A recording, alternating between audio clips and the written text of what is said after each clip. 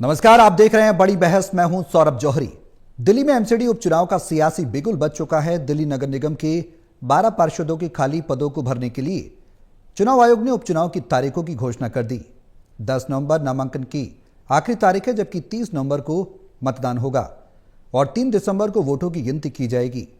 चुनाव आयोग ने तैयारियों को तेज कर दिया है, लेकिन उपचुनाव को लेकर सियासी दलों में असमंजस की स्थिति शायद देखने को मिल रही है, क्योंकि उपचुनाव के लिए अभी तक पार्टियों ने अपने उम्मीदवार घोषित नहीं किए हैं। कहा यह भी जा रहा है कि उपचुनाव 2027 में होने वाले एमसीडी चुनाव की दिशा और दशा तय करने में अहम भूमिका निभा सकता है। ऐसे में किस सियासी दल की क्या है तैयारियां और सियासी दलों के बड़े बड़े दावों के बीच किसकी क्या है रणनीति, और क्यों नहीं एमसीडी उपचुनाव के लेकर अब तक उम्मीदवार घोषित कर पाए तमाम सियासी दल, ये सवाल है।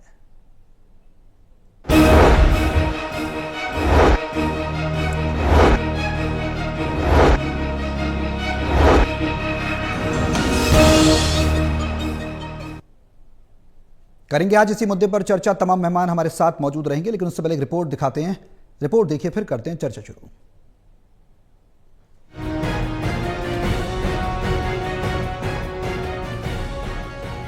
दिल्ली में 12 वार्डों के लिए उपचुनाव की घोषणा कर दी गई है। यहां तक कि नामांकन पत्र भरने के लिए 10 तारीख आखिरी तारीख है। उम्मीदवार मैदान में उतारने से पहले ही राजनीतिक दलों ने अपनी अपनी जीत के दावे करने शुरू कर दिए हैं। कांग्रेस एमसीडी उपचुनाव को दिल्ली वालों के जनादेश के रूप में देख रही है। देखिए, जो 12 सीटों के जो बाई इलेक्शन हैं, ये केवल इन 12 सीटों के चुनाव तक सीमित नहीं रहने वाले। ये दिल्ली की जनता अपना संदेश देगी। ये संदेश देगी कि जिस तरह से कांग्रेस पार्टी जब से सत्ता से बाहर हुई है, 11 साल से आम आदमी पार्टी का दिल्ली की सरकार के ऊपर उन्होंने सत्तासीन रही, और अब लगभग 9 महीने भारतीय जनता पार्टी को दिल्ली की सरकार में, और एमसीडी में पहले भी 15 साल रहे, और फिर ये लगभग अब जो है इनको एक 6 महीने से ऊपर का समय हो चुका है एमसीडी में अपना मेयर के सारे स्टैंडिंग कमेटी और सब तमाम चेयरमैन इनके सब हैं। इसी साल दिल्ली विधानसभा चुनाव में पराजय का सामना करने वाली आम आदमी पार्टी भी बीजेपी की दिल्ली सरकार के 9 महीने के कामकाज को मुद्दा बनाने की तैयारियों में है। देखिए, मैं तो इतना ही कहूँगा कि दिल्ली विधानसभा चुनाव के बाद से अब तक दिल्ली वासियों ने मौजूदा भारतीय जनता पार्टी के चारों इंजनों के नकारेपन और विध्वंसक हरकतों के खिलाफ अब एकजुट हो चुकी है। कारण क्योंकि अब उसे अच्छी तरह से पता चल गया है कि कौन बेहतर काम कर सकता है, कौन दिल्ली को सजा संवार सकता है और कौन जो है दिल्ली को जो है नरक बना सकता है। आप और कांग्रेस से अलग बीजेपी के भी एमसीडी उपचुनाव को लेकर अपने ही दावे हैं। देखिए, नगर निगम का पहले भी अभी बहुत सारे काम ऐसे पड़े हैं जिनको मतलब करना हम लोग कर रहे हैं। मैं आदरणीय हमारे प्रदेश अध्यक्ष जी और हमारी मुख्यमंत्री जी दोनों ही बिहार इलेक्शन में लगे हुए हैं, और हमारी पार्टी के आधे से ज़्यादा लोग बिहार इलेक्शन का अभी हमारा फोकस चल रहा है। दिल्ली में क्योंकि भारतीय जनता पार्टी अभी हाल फिलहाल में दिल्ली सरकार में है, नगर निगम में है, तो हमारा पूरा फोकस दिल्ली के 12 वार्डों पर पूरा बना हुआ है, और आने वाले चुनाव में हम पूरी एक एक कार्यकर्ता वहाँ पर ज़मीन पर काम कर रहा है। सारे मंडल अध्यक्ष, जिला अध्यक्ष सब हम प्रॉपर मीटिंग ले रहे हैं उन लोगों की, और 12 वार्डों में हमारी पूरी तैयारी है। एमसीडी के 12 वार्डों में उपचुनाव से निकलने वाला सियासी संदेश दिल्ली की राजनीतिक पार्टियों की 2027 में होने वाली एमसीडी के चुनाव के लिए भावी रणनीति की दिशा और दशा तय करने में महत्वपूर्ण भूमिका जरूर निभा सकता है। Delhi news bureau, total TV. तो एमसीडी के उपचुनाव को लेकर किस सियासी दल की क्या तैयारियां? हालांकि आरोप प्रत्यारोप के दौर तमाम तौर पर देखने को मिलते रहे हैं, चाहे डेंगू का मुद्दा हो, चाहे प्रदूषण का मुद्दा हो, या फिर 4 इंजन की सरकार को घेरने की बात हो। विपक्ष कोई भी वार नहीं चूकना चाहता। तमाम पैनलिस्ट हमारे साथ मौजूद हैं, उनका तारुफ मैं आपसे करा दूं। कुंवर शहजाद साहब हैं, कांग्रेस के प्रवक्ता हैं। यासिर जिलानी साहब हैं, बीजेपी के प्रवक्ता हैं, और आम आदमी पार्टी के प्रवक्ता हैं वैभव श्रीवास्तव जी हमारे साथ इस चर्चा में शामिल हैं। आप सभी के साथ चर्चा की शुरुआत में करना चाहूँगा। सबसे पहले सवाल ये कि बीजेपी की क्या तैयारियां, कांग्रेस की क्या तैयारियां, आम आदमी पार्टी की क्या कुछ तैयारियां, उपचुनाव को किस तरह से देखते हैं? पहले एक क्वेश्चंस इसी को लेकर मैं आपसे सभी से लेना चाहूंगा। बीजेपी पर तमाम आरोप लग रहे हैं जिलानी साहब। अब सवाल ये कि आगे उपचुनाव को लेकर उम्मीदवार क्यों नहीं घोषित किए जा रहे? देखिए, हाथ कंगन को आरसी किया। 2 दिन के बाद नॉमिनेशन की शुरुआत 10 तारीख से हो जाएगी। जनता जनार्दन है दिल्ली की, और जनता के बीच में हम जाएंगे, और जो हमने सरकार में अभूतपूर्व काम दिल्ली की सरकार कर रही है जनता के हित में, जनता के सरोकार में, हम उसी मुद्दे को लेके दिल्ली में जाएंगे। और यकीन मानिए, सारी की सारी सीटें, मैं आज आपको पहले दिन इस मुद्दे पे हम डिबेट कर रहे हैं जी, सारी की सारी सीटें, एक सीट पे हमें थोड़ा सा डाउट है, चांदनी महल वाली एक सीट है, हम खुल के बात करते हैं उस पे, लेकिन हम बड़े पैमाने पे हमारे बूथ पे जो सक्रिय कार्यकर्ता है और बड़े नेता जो बूथ पे इंचार्ज बनाए जाएंगे, जो हमारी रणनीति बनी है, उस रणनीति के तहत हम उसको भी जीतने की कोशिश करेंगे, क्योंकि वो मुस्लिम बाहुल इलाका है और उसमें अब तक का हमारा रिजल्ट ठीक नहीं रहा, लेकिन इस बार वहां भी हम चुनाव जीतने की कोशिश करेंगे।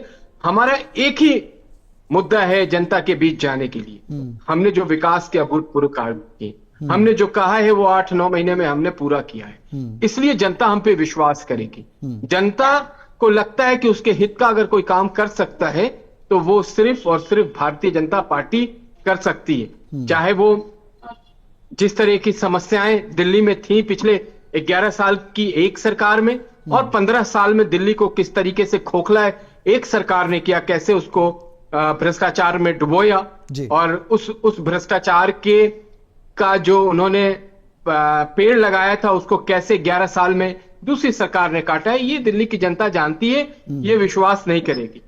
मैं आज आपको बता देता हूं, विनोद नगर हम बम्पर वोटों से जीतेंगे, ग्रेटर कैलाश हम भारी बहुमत से जीतने जा रहे हैं, हम आदर्श नगर भारी बहुमत से जीतेंगे, हम शालीमार बाग भारी बहुमत से जीतेंगे, हम चांदनी चौक जीतेंगे।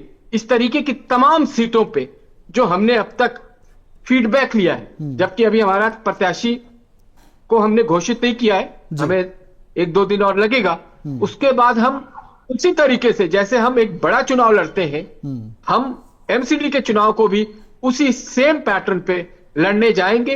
कार्यकर्ताओं के घर घर में जाके संपर्क करेंगे, और कार्यकर्ताओं का जो फीडबैक अब तक आया है, और कार्यकर्ता और जो जनता है उसका जो फीडबैक आया है, आप यकीन करें सौरभ भाई कि वहां किसी तरह की कोई उदासीनता नहीं, किसी तरह की कोई समस्या का कोई कारण, समस्या तो सिर्फ 2 जगह है, एक कांग्रेस के दफ्तर में, दूसरा आम आदमी के दफ्तर में, ले लेते हैं, और उससे हमें टैकल करने आता है। हाँ, ठीक है। वैभव जी, क्या तैयारियां हैं आम आदमी पार्टी की? बीजेपी तो इस बार बम्पर तैयारी के साथ है, आप तो घेर रहे हैं, आप तो सवाल खड़े कर रहे हैं, एमसीडी गंभीर बीमारियों से नियंत्रण में है, इसका भी जवाब मैं यासर साहब से लूंगा, लेकिन पहले यह बताएं कि आम आदमी पार्टी की तैयारियां क्या हैं, क्यों उम्मीदवार घोषित नहीं किया जा रही, दूसरे का इंतजार कर रहे हैं क्या? नहीं सौरभ भाई, पहले तो आपको नमस्कार जी, शहजाद भाई को नमस्कार, यासिर भाई को नमस्कार, और जो भी दर्शक प्रोग्राम देख रहे हैं उनको मेरा नमस्कार जी। सौरभ भाई, एक बात से तो मैं यासिर भाई के साथ सहमत हूँ कि ये सही में एक काम अच्छा करते हैं, चुनाव की तैयारी। मतलब इनके पास और कोई काम नहीं है इनके पास। और सबसे अच्छी बात है जो आपने अपनी बाइट चलाई ना, इतने भोले भाले लोग हैं, ये लोग सिखा पढ़ा के भी अपने लोगों को नहीं भेजते। इनकी जो सत्या शर्मा जी एमसीडी में अध्यक्ष थी स्थायी समिति, वो क्या बोल रही है, अभी रेखा जी और बाकी हमारे बड़े नेता सब बिहार चुनाव में व्यस्त है, वहां रैलियां कर रहे हैं, इसलिए अभी हम थोड़ा सा जैसे वो लोग आ जाए तो हम एमसीडी में काम करेंगे, तैयारी करेंगे। बड़े भोले भाले लोग हैं। ये बात मैं फिर से कह रहा हूँ सौरभ भाई, पूरी दिल्ली ने देखा, एक सेक्टर नहीं छोड़ा है भारतीय जनता पार्टी में जहां पे कुशासन नहीं है, लोगों को अपने हाल पे छोड़ नहीं दिया है। हवा हो गई, पानी हो गया, जमीन हो गई, शिक्षा, स्वास्थ्य, कोई फील्ड उठा के देख लीजिए, भारतीय जनता पार्टी के निकम्मेपन की वजह से, नकारेपन की वजह से दिल्ली का क्या हाल है। पहली बार दिल्ली ने बिस्लेरी वाली यमुना जी देखी, मतलब यमुना जी तो होती थी, एक बिस्लेरी वाली यमुना जी देखी जो प्रधानमंत्री नरेंद्र मोदी के लिए बनाई थी। नरेंद्र मोदी जी खुद एक्सपोज हो गए, इसलिए आए नहीं। पहली बार दिल्ली वालों ने मॉनिटरिंग स्टेशन के ऊपर पानी छिड़काव करते, मतलब सड़कों पे छिड़काव करते हुए देखा था, मॉनिटरिंग स्टेशन के मुंह पर छिड़काव करते हुए देखा। ये भारतीय जनता पार्टी ने कहा है। पहली बार इस बार जल जमाव में 44+ लोगों की मृत्यु हुई अलग अलग इंसिडेंट्स में, ये दिल्ली ने देखा। इसलिए मैं कह रहा हूं इनके नकारेपन को दिल्ली ने देख लिया। हम तो ये पूछते हैं, ये याद होगा शायद यासिर भाई से मैं ये शायद संकल्प पत्र इनको अगर याद हो, जो दिल्ली की जनता के साथ प्रधानमंत्री नरेंद्र मोदी जी की बड़ी फोटो, ये बड़ी वाली फोटो चमकती हुई 28,000 किलो मशरूम जो खाते हैं उसकी वाली फोटो के साथ उन्होंने क्या क्या वादे किए थे कि महिला सम्मान राशि 2,500 देंगे, होली बीत गया, दिवाली बीत गया, फ्री सिलेंडर देंगे, उल्टा सिलेंडर के दाम बढ़ा दिए गए। उसके बाद इन्होंने बात की थी कि यमुना रिवर को साफ कर देंगे। आज मैं फुटेजेस दे दूंगा विद जियो टैगिंग, क्योंकि ये लोग विश्वास नहीं करेंगे। उसी तरह आप कालिंदी कुंज पे चले जाइए, यमुना जी की क्या स्थिति है आपको दिख जाएगा, क्योंकि वो 4 दिन का छल प्रपंच जो छठ के लिए इन्होंने किया था वो एक्सपोज हो गया, दिल्ली की जनता ने एक्सपोज हो गया एक तरह से। तो दिल्ली की जनता भी इनसे जानना चाहती, चारों इंजन अब अलग अलग डायरेक्शन में चल रहे हैं और ये दिल्ली का कबाड़ा केवल कर रहे हैं। इसलिए चारों इंजन होने के बावजूद भारतीय जनता पार्टी के पास न कोई विजन है, न इनके पास कोई गवर्नेंस मॉडल। इसलिए रेखा गुप्ता जी दिल्ली में, बिहार में चुनाव प्रचार करने भाग गई। आम आदमी पार्टी का 10 साल का टेन्योर दिल्ली की जनता ने देखा है, शिक्षा मॉडल, स्वास्थ्य मॉडल, हमने सारे दिल्ली को जो डिलीवर्स किए थे, चाहे हाईएस्ट सीसीटीवी पर स्क्वायर किलोमीटर हो या फिर highest per capita income Delhi की होनी हो, लोएस्ट इन्फ्लेशन, ये सब दिल्ली की जनता ने देखा है। केजरीवाल मॉडल ऑफ गवर्नेंस को देखा है। हम निश्चिंत है, दिल्ली की जनता 8 महीने में भारतीय जनता पार्टी की थाली सजाए बैठी है कि आओ तुम्हारी आरती उतारें। वो आरती कैसे उतारेगी वो तो समय बताएगा। ठीक है वैभव जी, आपकी आम आदमी पार्टी की तैयारियां क्या हैं? उम्मीदवार क्यों नहीं घोषित किए जा रहे, इस पर आपने जिक्र नहीं किया। मैं आऊंगा आपके पास, लेकिन पहले यासिर जिलानी। बिल्कुल करेंगे सौरभ भाई, निश्चिंत रहिए, इतने बढ़िया उम्मीदवार देंगे और जनता के फीडबैक के चुने हुए उम्मीदवार देंगे। जनता से फीडबैक लिए बिना आम आदमी पार्टी नहीं करती, क्योंकि हमको रिप्रेजेंटेटिव उन्हीं का देना है। फीडबैक लेके बढ़िया उम्मीदवार देंगे और 100% जीत के साथ जनता के बीच। इंतजार तो नहीं कर रहे हैं आप बीजेपी का कि बीजेपी के उम्मीदवार आ जाएं, उसके बाद हम प्रोजेक्ट करें अपने कैंडिडेट्स को? इनके पास उम्मीदवार भी ऐसे आते हैं ना कि हमें इंतजार करने की आवश्यकता नहीं है। ठीक है यासिर जिलानी साहब, ठीक है, हम अपने जनता के फीडबैक आरोपों का जवाब लेके फिर मैं कुंवर शहजाद जी के पास जाऊंगा। आरोपों का जवाब शॉर्ट में दें, फिर मैं कुंवर शहजाद जी के पास। जिलानी साहब। नहीं, मैंने देखिए, मैं आपको एक चीज बता दूं कि आज मैं पहले डिबेट में बैठा हूं और रिजल्ट आने के बाद फिर बैठूंगा डिबेट में आपके साथ जी। निश्चिंत रहिए, हम 100% सीटें, मैंने एक सीट का नाम भी लिया है, इतना खुल के कोई बात नहीं कर सकता जितना भारतीय जनता पार्टी का कार्यकर्ता करता है। एक सीट पे हमारी थोड़ी सी स्थिति चांदनी महल, मैं बार बार उस सीट का नाम ले रहा हूं। सारी सीटें हम जीतेंगे, इस पर फिर चर्चा करेंगे, क्योंकि हमारा एक, मैं किसी ज्ञानेश जी से कोई संपर्क तो नहीं हो गया यासिर भाई?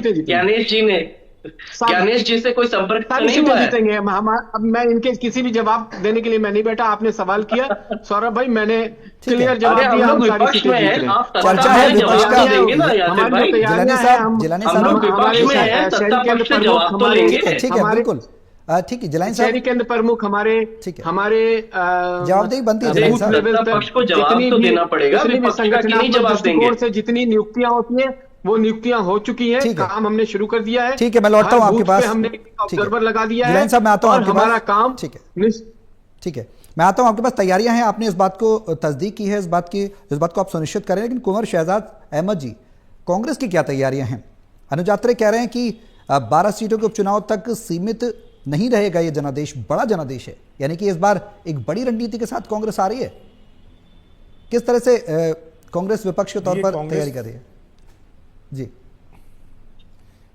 सबसे पहले मैं जितने भी सभी लोग यहाँ बैठे हुए हैं उन सबको मैं आदाब कहना चाहता हूँ।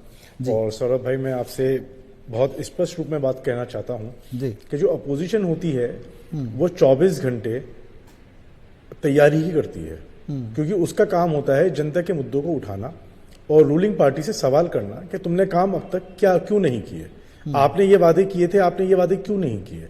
अभी मैंने दोनों वक्ताओं को सुना तो हमारे यासिर भाई ने हमसे यही बात कही कि भाई हम लोग जीत रहे हैं, हमारी चुनाव की तैयारियां बहुत अच्छी चल रही हैं, लेकिन अभी तक इन्होंने ये नहीं बताया कि इनकी 4 इंजन सरकार जो दिल्ली में चल रही है उसने अभी तक क्या काम किया।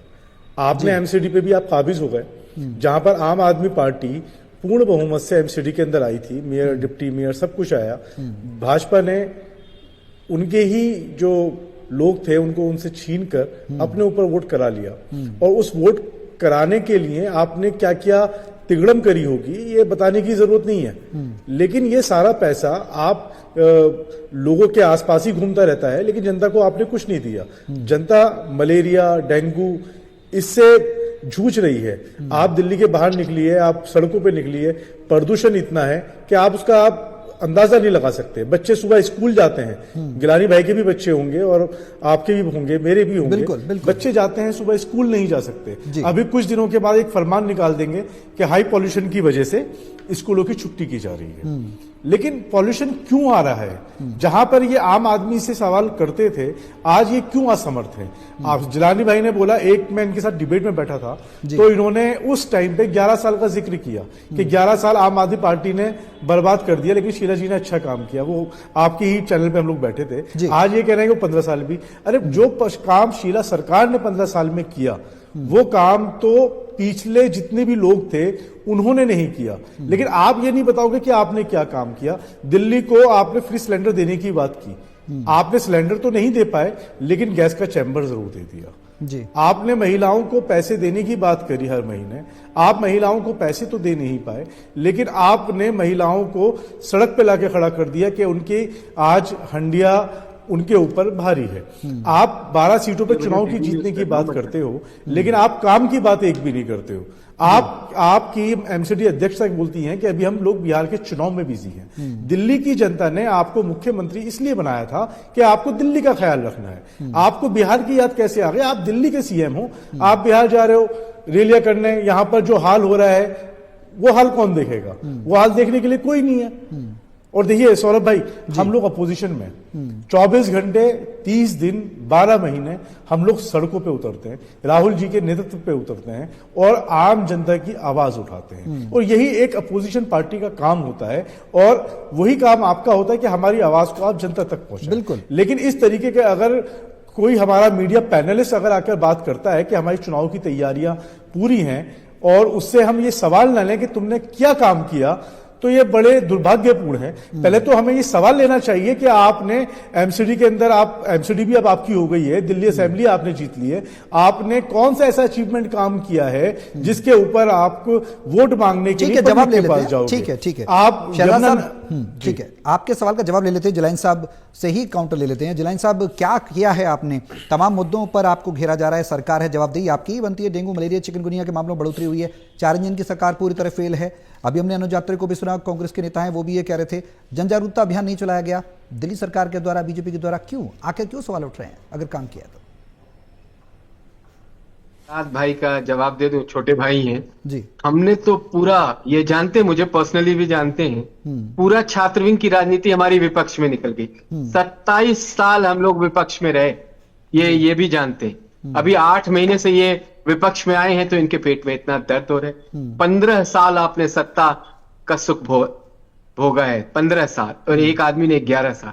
और 8 महीने में हमसे सवाल कर रहे हैं कि हमने गैस चैम्बर बना दिया, हमने सड़कें गड्ढा कर दिया।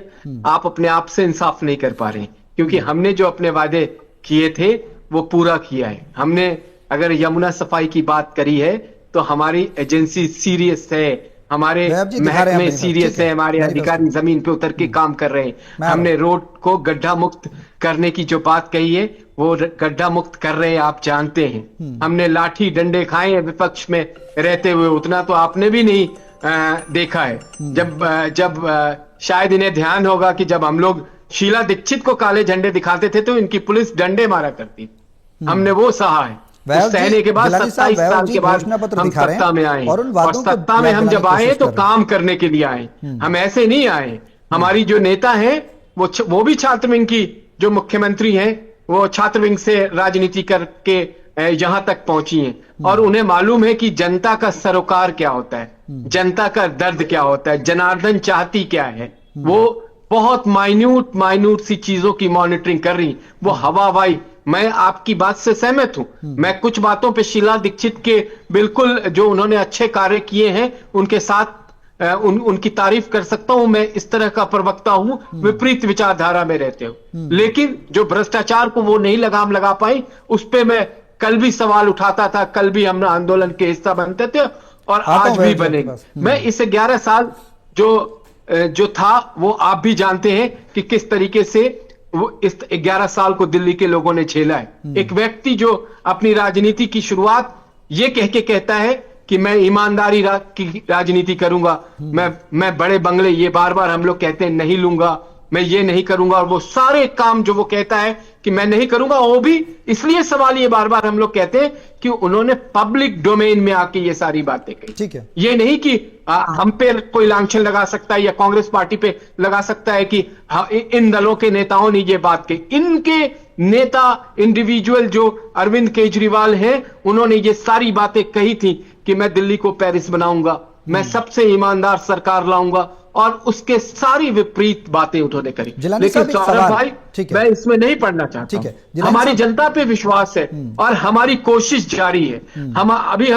अभी मैंने सुना कि एक डाटा चोरी, ये वो काम करने वाले लोग हैं, ये वही लोग हैं ना, चुनाव से पहले सर्वे का बोर्ड पूरे दिल्ली में लगा दिया करते थे कि हम 70 में 68 सीटें जीत रहे हैं। ये इस तरह के लोग रहे हैं जो झूठ के सहारे पे दिल्ली में 11 साल राजनीति करी है। और अब जो दबाव बन रहा है पंजाब के पराली की वजह से, जिसपे मैं चर्चा करना चाहता हूं, लोग चर्चा से भाग रहे हैं, ये इसलिए हो रहा है कि ये चाहते हैं कि दिल्ली के लोगों का नुकसान हो। लेकिन दिल्ली की जो बेटी अभी सत्ता में बैठी हुई है, श्रीमती रेखा गुप्ता जी की जो सरकार है, वो प्रतिबद्ध और कटिबद्ध है अपनी जनता को लेकर। वो ऐसा होने नहीं देगी और वो काम करेगी।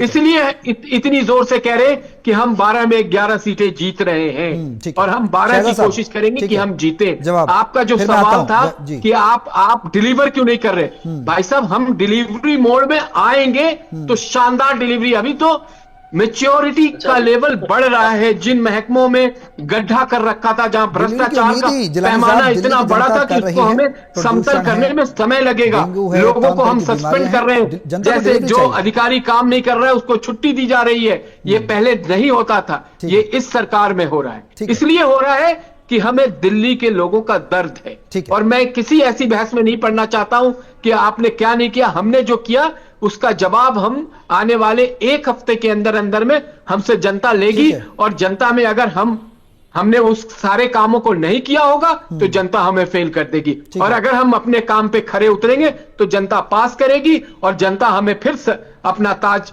हमें पहनाएगी और हम फिर जनता के लिए काम करने के लिए तत्परता से तैयार हो जाएंगे। शहजाद साहब, आपसे काउंटर लूंगा। आपका जवाब, सवाल जो आपने किया था वो जवाब दिलाइन साहब दे रहे थे, बेहद खूबसूरती से जवाब भी दिया उन्होंने, और छात्र राजनीति से भी उन्होंने जोड़ा, आपके साथ सहयोग की बात भी उन्होंने कही।